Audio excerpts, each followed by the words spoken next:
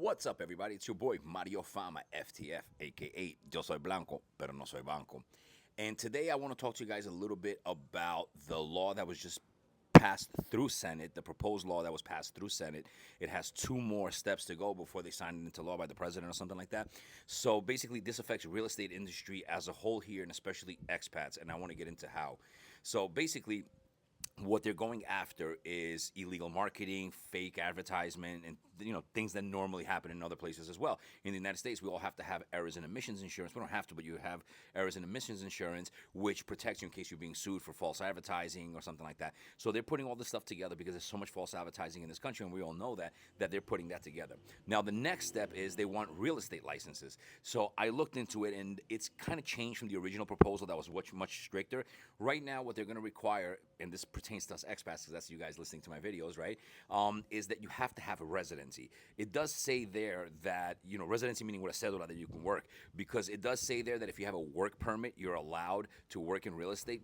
But the thing is, work permits are not given for jobs that are not salary jobs that are registered with the government. Since you're self-employed, and as of now, as of always, you can work independently and you only make money on commission, they're not going to give you a work permit for that. If any of you guys know anyone who has work permits, I mean, I know they're very hard nowadays to get. They've cracked down on that a lot. So unless somebody's a CEO or something like that, and then you can do that as a side thing, but then once it expires, you can't get it for the real estate because the real estate does not qualify. It's never qualified. Correct me if I'm wrong, but I've looked into it, and that's what I know.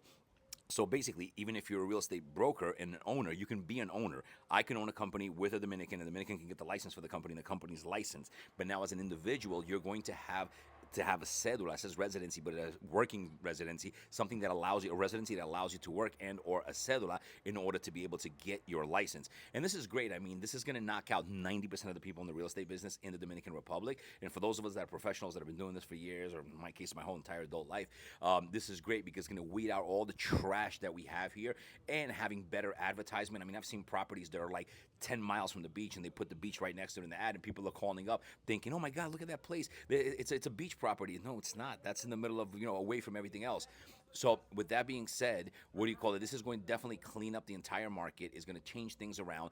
But if you're an expat business owner and you work with a lot of expats, then you should know that your people are going to need to have a cedula in order to be able to get the real estate license. And it looks like, I think every 2 years, you'll have to get the individual license, the broker's license, and the individual licensing. And because of the cost involved with licensing and probably testing, things like that, that's going to, again, weed out 90%. And I think that's going to leave a better class of broker in the business. But you also want to prepare. This thing can pass, the next two steps can pass in the next 6 months. It could be in the next 6 years. But if you're in real estate here in the Dominican Republic, if you own a real estate business and you work with expats, having expats working for you, you want to know what's going on, and you do want to prepare. So that's my tip for it. If you have any questions, guys, drop it in the comments. But yeah, that's what's going on right now, and I'll keep you guys posted once it goes through the next steps. But I guess a lot of people complain, a lot of very influential people complain because of all the disorder that's in the real estate business here. And the one thing I'll say, unfortunately, this doesn't address the builder issues. They have to have an entire revamping of how and who they allow to build in this country. It's crazy. I can own the land. You can say, hey, I'm going to develop there and start selling properties without even owning the land or whatever. It's very common. There are a lot of different things that need to be changed on the building part of the industry, but that doesn't look like it's included in what I saw there. This is just false advertisement and regulating brokers with licenses. So let me know what you guys think.